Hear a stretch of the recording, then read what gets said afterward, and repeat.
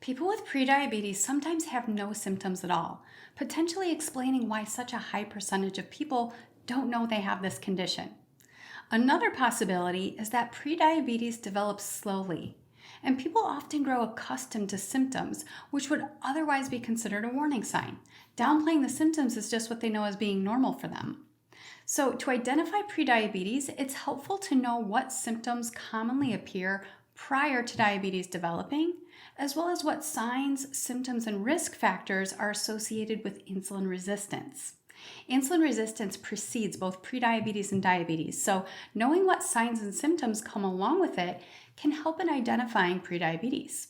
Now, common symptoms that present prior to diabetes are a result of poor blood glucose regulation, with blood sugar levels often dramatically swinging between too high and too low.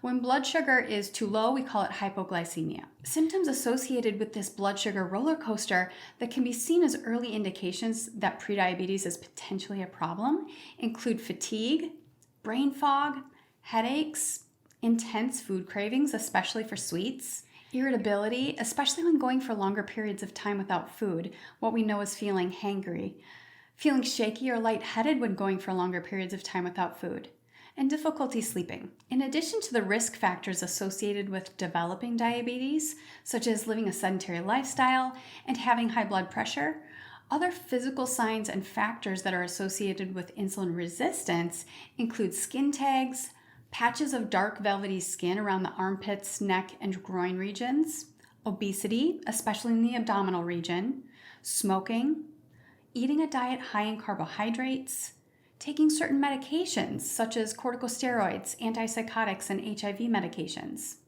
having certain medical conditions such as polycystic ovarian syndrome or PCOS, Cushing's syndrome, non-alcoholic fatty liver disease, and sleep apnea.